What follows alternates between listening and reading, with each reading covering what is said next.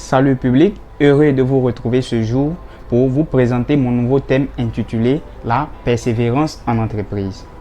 D'abord, qu'est-ce que c'est? La persévérance en entreprise, comme vous pouvez le constater, c'est l'aptitude de l'entrepreneur à surmonter les épreuves dans son entreprise. Pourquoi persévérer en entreprise? On doit persévérer en entreprise parce que nous voulons devenir grands. Nous avons des objectifs bien précis à atteindre parce que nous avons des vies à sauver.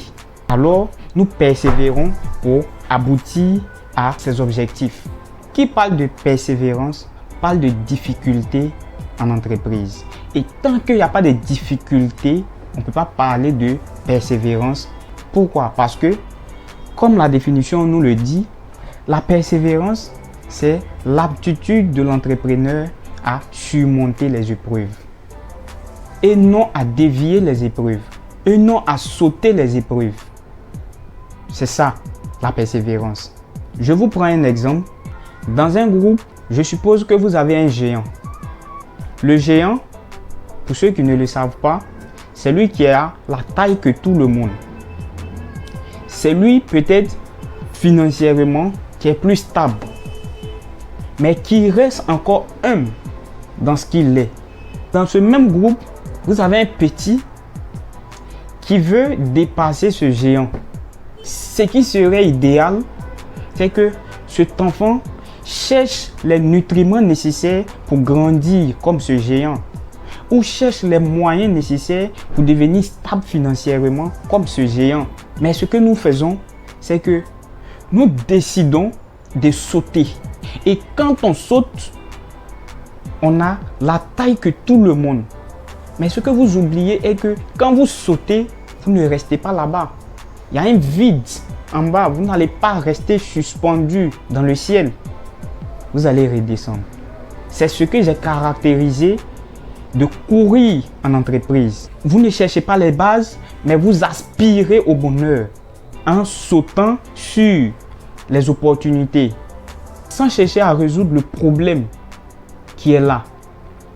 Mais même quand vous voulez persévérer, même quand vous voulez sauter les étapes, l'idéal est que quand vous sautez, arrivez devant, vous ayez cette humilité-là de regarder derrière vous pour pouvoir résoudre le problème qui est là. Mais votre orgueil fait que vous avancez, vous concurrencez le terrain sans même chercher des conseillers dans ce que vous faites. Et c'est ce qui vous fait crier peut-être sur vos différents employés qu'on peut constater dans d'autres entreprises, ou quand le président de l'entreprise arrive, tout le monde ne fait que se ranger dans l'entreprise. Non, c'est pas ça un grand homme. Mais quand c'est comme ça, on se croit fort, on se croit puissant. On se dit quand on arrive, tout le monde se range. Non, c'est parce que quand tu arrives, il y a un désordre qui est là. Donc, on doit ranger ce désordre, c'est ça. Quand tu arrives, tu ne prends pas la peine d'écouter tes employés. Tu ne prends pas la peine d'écouter le directeur et planifier des bons produits. Non. Mais le but de l'entreprise que vous avez, c'est de produire un marché de qualité, un marché satisfaisant à tout le monde. Mais ce que vous faites, c'est que vous décidez de vous laisser conduire par vos émotions. C'est ce que je vous ai dit dans ma vidéo précédente. Un entrepreneur, ça réfléchit. Quelqu'un qui veut devenir grand, il doit d'abord réfléchir, il doit avoir des idées. Et c'est ces idées-là qui vont lui permettre de poser ses actions. Un entrepreneur, s'il veut poser des actions sans avoir au préalable des idées, ne sois pas étonné que tes actions seront les fausses. Parce que tes actions ne seront pas solidifiées, ne pourront pas atteindre le but pour lequel tu as posé ces actions.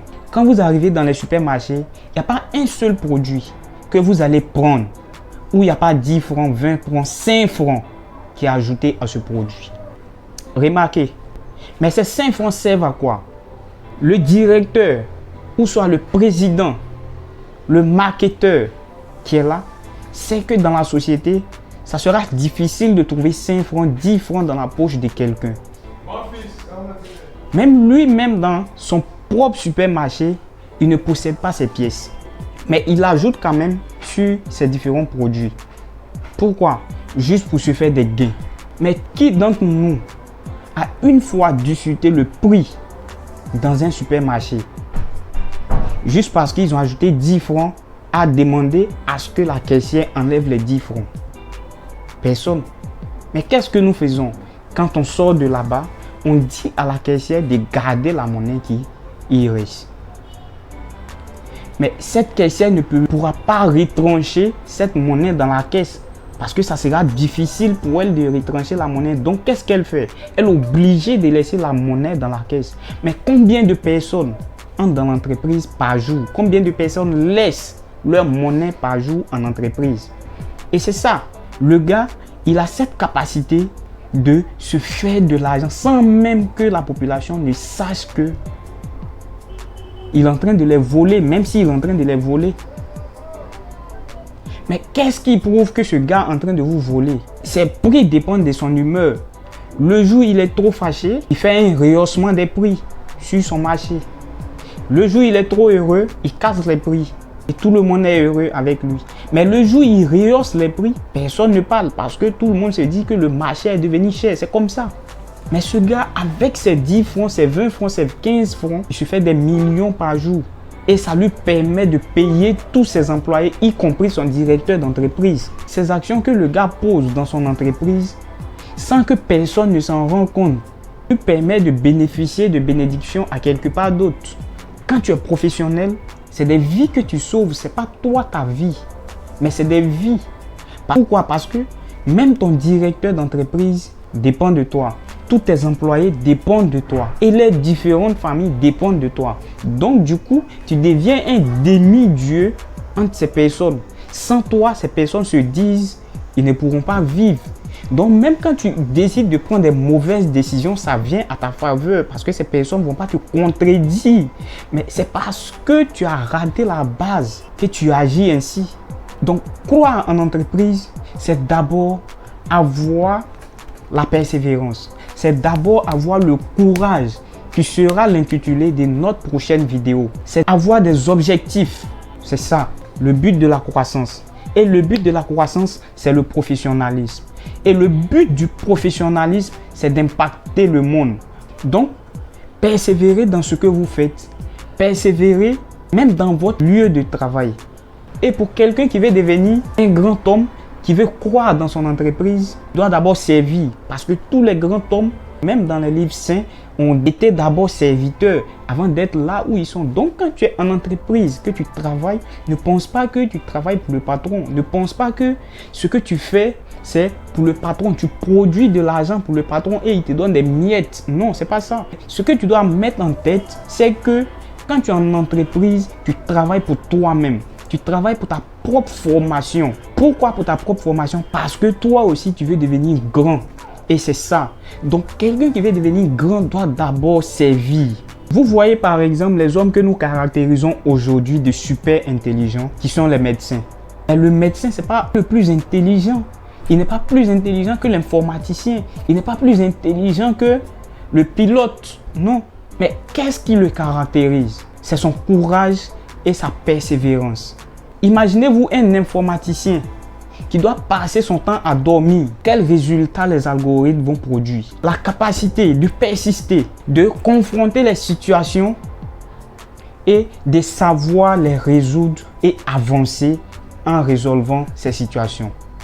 Et non en restant couché, en espérant le bonheur, alors que nous n'avons même pas la capacité pour acquérir ce bonheur.